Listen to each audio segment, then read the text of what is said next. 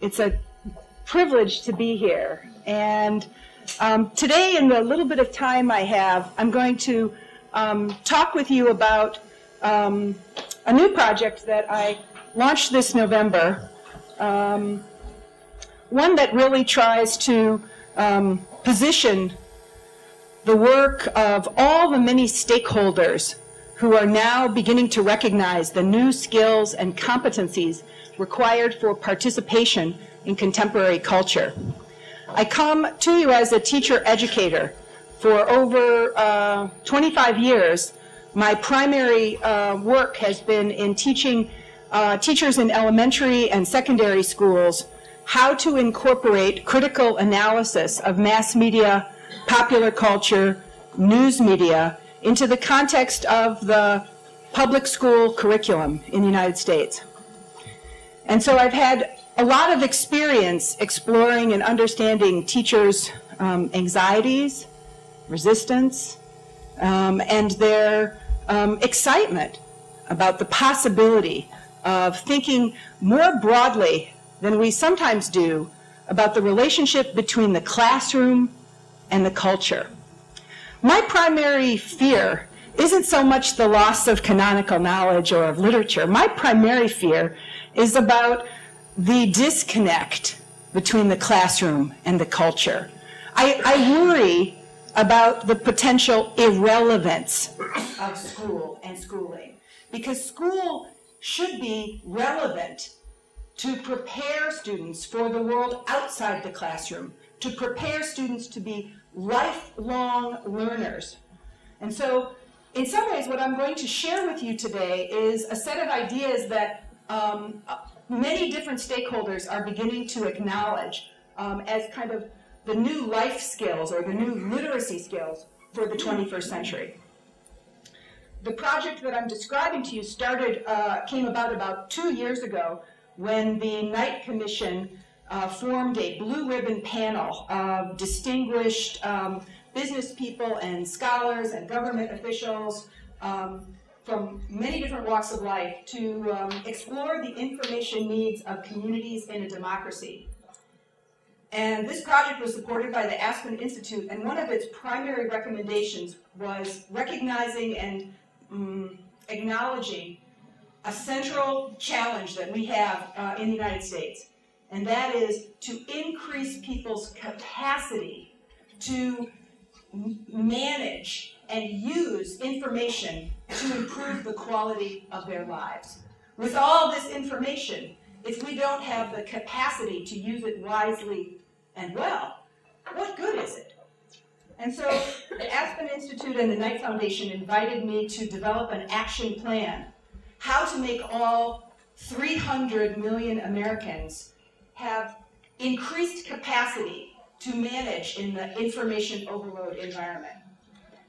To do that, I had to really think broadly about the whole landscape of change that's happened in the area of literacy and new literacy.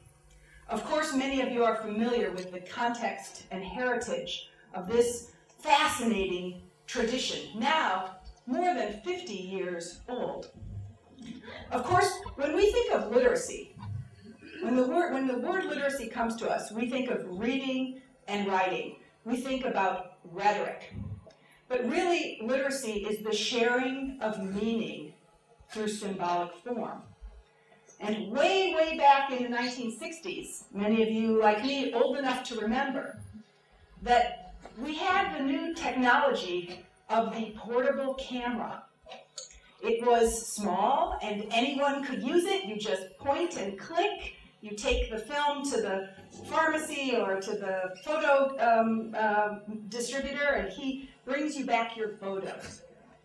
Educators in the 1960s began discovering that images were powerful tools of expression and communication, and that images were a symbolic form worthy of systematic inquiry and exploration. So graphic designers and art historians and many other educators invented this phrase, visual literacy, a set of competencies for both reading pictures and composing, creating meaning through making pictures. In the 1970s, the concept of literacy expanded yet again. Librarians had a powerful new tool available at their disposal. It was the database. The database made it possible for the first time to use keyword search to find almost anything. But now, to use the library, you needed a new set of skills. You needed to know how to use the tools of the database, how to access and retrieve information skillfully to meet your needs as a user of information. So library media specialists gave us a set of new literacies, skills you needed to be able to use a library effectively, expanding the concept of literacy again. In the 1980s, we got some very powerful new technologies. Of course, we got the VHS tape, which let us off-air record from our television and make a copy of anything we saw on television. And educators started to do that. They started to copy what they found on regular television and bring it into the classroom. And then, of course, in the 80s in the United States, we also got cable television, moving from a 5-channel landscape to a 500-channel landscape. And educators became aware of a whole new set of skills that were required to be able to critically analyze media messages coming to us through cable television that often presented values and messages that were at odds with our own cultural or religious values, often presented to us many different kinds of information and entertainment programs where we had to make skillful choices about what to watch, when to watch, how to interpret the messages we were encountering. By the 1990s, as the portability of the computers made it possible for many of us to have them as an ordinary part of life, we needed a new set of skills, a new set of literacy skills in making distinctions between hardware and software, and learning how to save and manage files, and understanding how to use this powerful tool. And by the 2000s, well, once we had a social media, we discovered some real complicating challenges. Because for all of the incredible connections that were made possible through the social media, there were and are a whole slew of miscreants. By that, I mean bad people, willing and able and interested in inflicting pain on others, sometimes for profit, sometimes for their own amusement. And so as we started to discover with the generation of students now in college, the undergraduates now in college, they were the first ones to sort of be the victims of this. At age 9 and age 10 and to age 11, their first encounter with the internet was not through a library database. It was through the chat room. Because wasn't that exciting to be able to chat online? So this first generation of college students that grew up with the social web also experienced some of the real dark side of the web.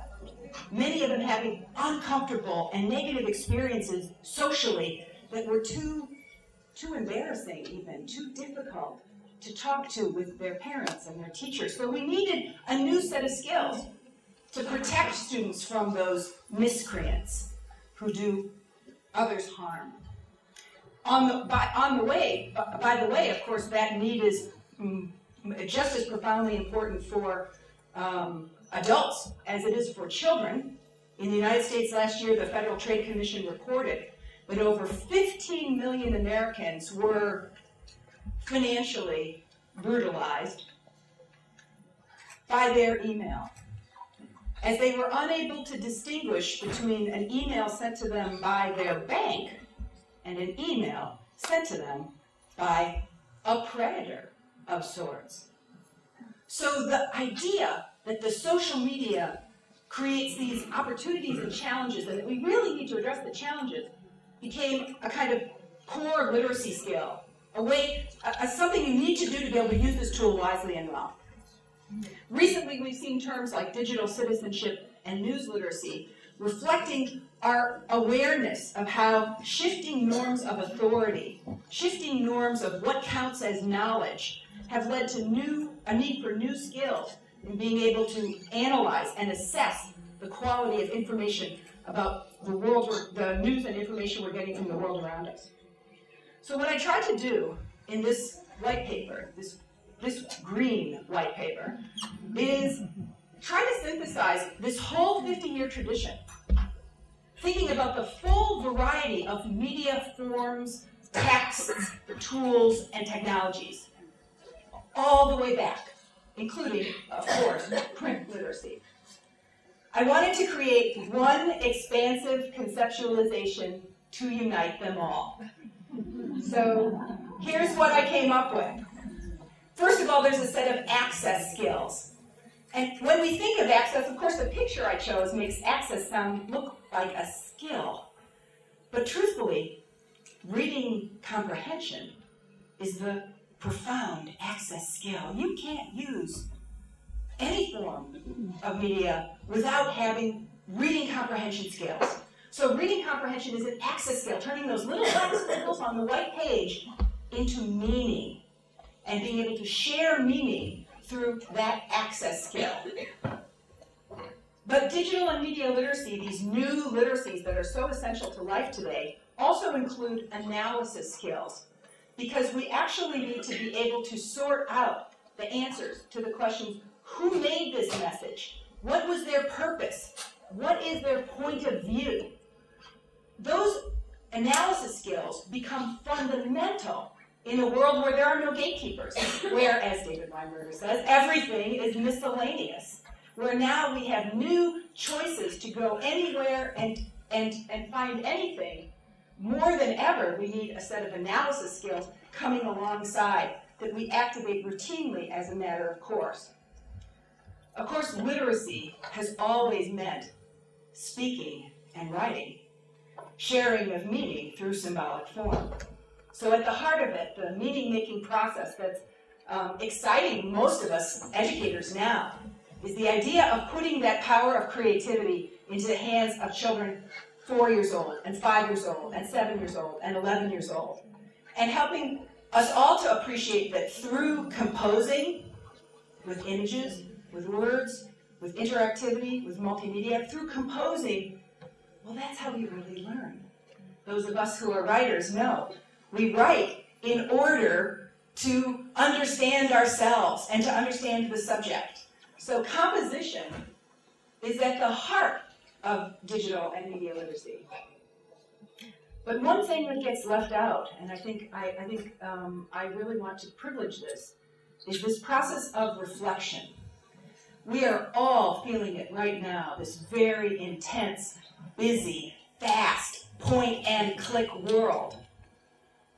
And we all recognize the dangers that come from not having enough time to think. So when I talk about reflection as a literacy skill, I understand it in a bunch of different contexts, but particularly in thinking about our ethical and social obligations as authors and as audiences, because we have ethical and social obligations as both producers and as consumers of information. And we need time to reflect on those obligations, and we have to hold each other accountable to those obligations. That's why the fifth dimension of digital and media literacy includes civic action. Because really we have to ask, communication for what? Communication for what purpose? Access, analyze, create, reflect, for what? Well, for the limited years that we have to spend on the planet, our goal is to make beauty and joy as we find it, and to leave something of value to the next generation, and to be kind and to change the problems that exist in the world as we have the capacity to do that, as individuals, as members of groups, as members of society, and of the world. So contextualizing these literacy skills in relationship to civic action becomes essential. Now, in the white paper, I identify 5 obstacles that get in the way of that possibility. Imagine a world where, as part of our formal education process, in both school and in after-school settings, these competencies are placed first as lifelong skills needed to be effective in the world outside the classroom. What are the 5 obstacles getting in the way of having this vision of literacy? One is our tendency to conflate having technology with the skillful use of it. In the United States, we have a very powerful set of cultural values that interfere with digital and media literacy. We believe that to solve our problems in education or in anything, you just have to buy something. That's it. Just buy something. That's why in our education technology system, we spend 70% of the budget on hardware and only 30% of the budget educating teachers and educating teachers how to use technology tools. And as a result, we have some profoundly big disconnects. We can't conflate having access to the tools with skillful use of it.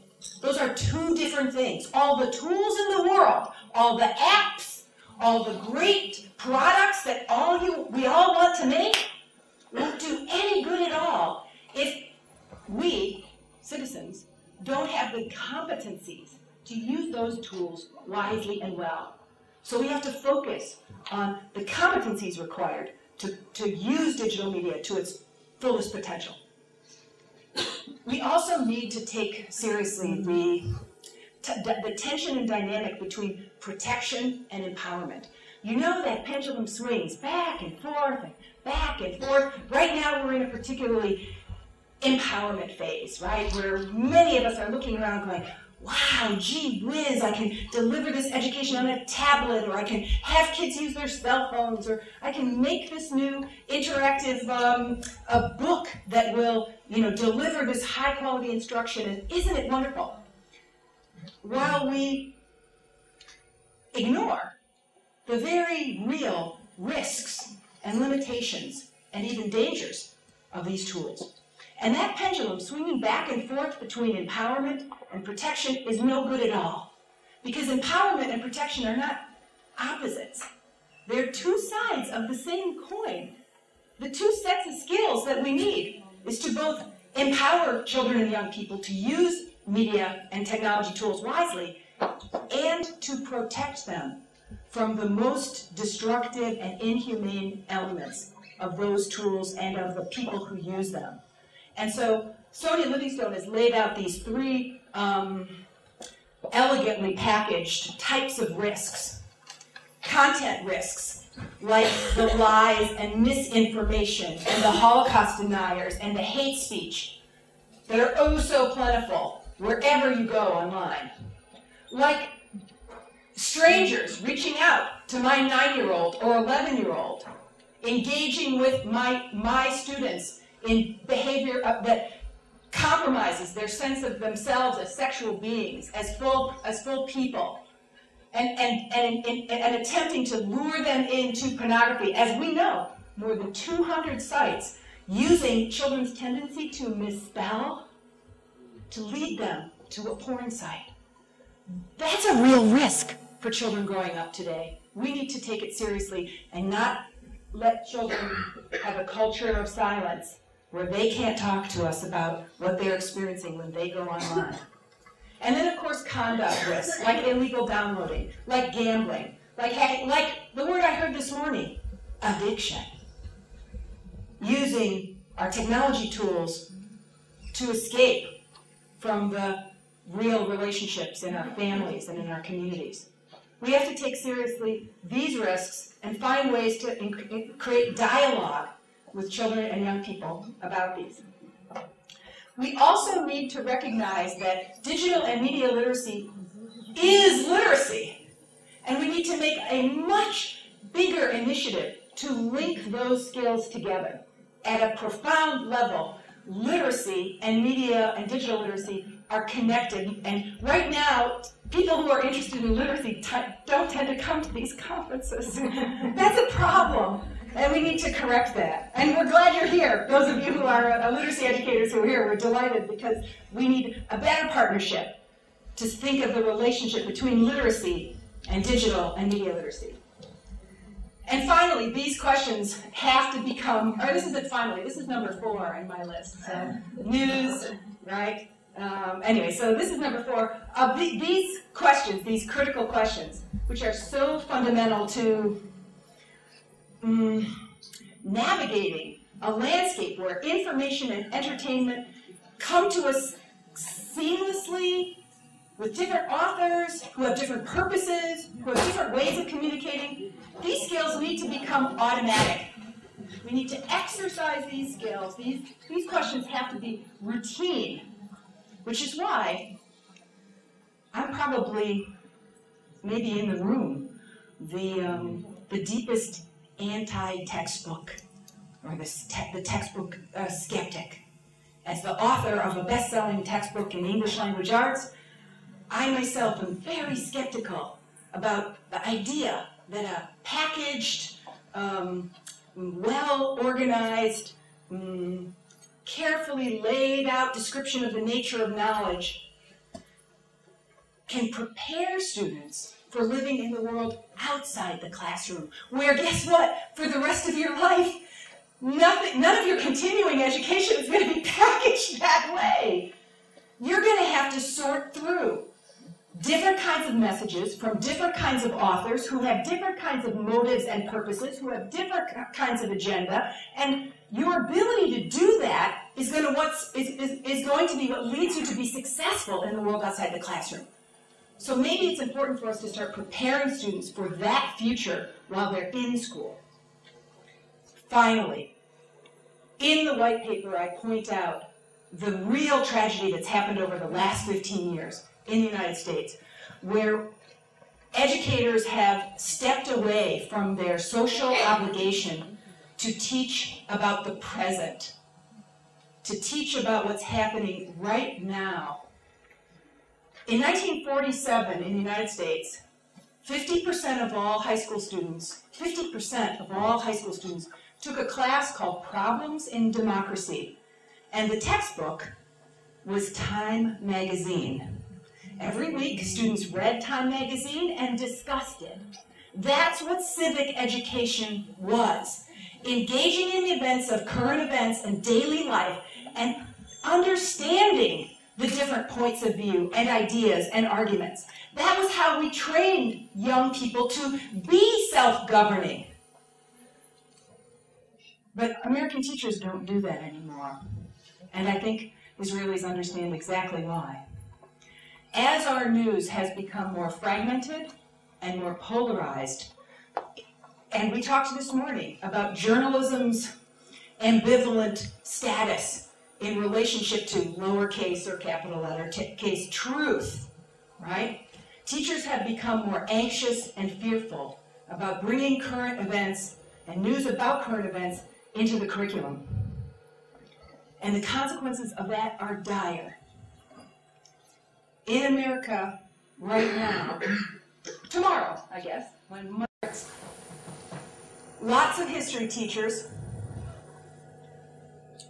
won't be talking at all about the 10,000 dead in Japan, the huge doses of radioactivity in the air and the water, or about the tragedy that's unfolding before our very eyes, and the deep sense of connectedness we must feel to the disruption, the fantastic disruption that's occurring on that island.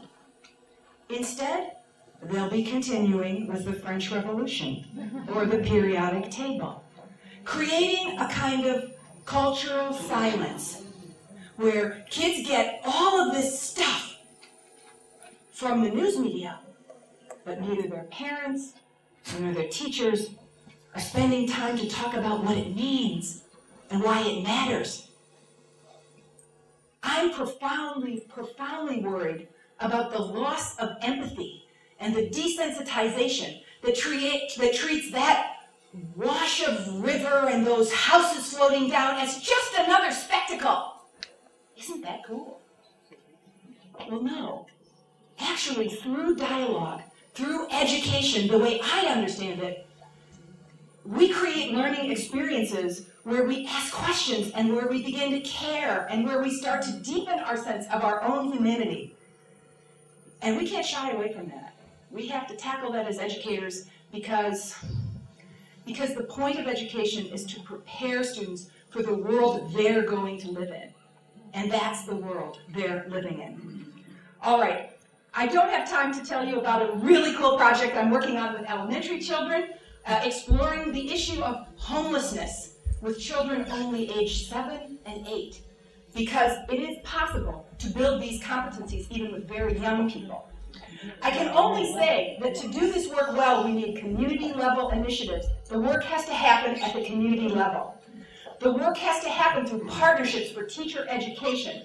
Partnerships for teacher education are the way we help teachers develop these new competencies. In America, the average teacher is 52 years old. She will be teaching for another 13 years. So we need to invest in partnerships with teachers so they build their knowledge and skills alongside their students. We need to address the challenge of finding new ways to assess and evaluate digital and media literacy skills. And finally, we need to actually spread the word about the essential nature of these skills as new life skills for the 21st century. We need to do that, in part, for the children now growing up in a digitally saturated world, for the teenagers who are now spending so much of their time in constant contact through digital media, for those of us who are exploring how to use media in the context of formal education, for adolescents whose sense of personal and social identity is being shaped by the media, and their sense of agency and power in the world is being shaped by these tools, and even by people like my grandmother, my mother, who's trying to find a way to leave her digital legacy to the next generation. Thanks very much.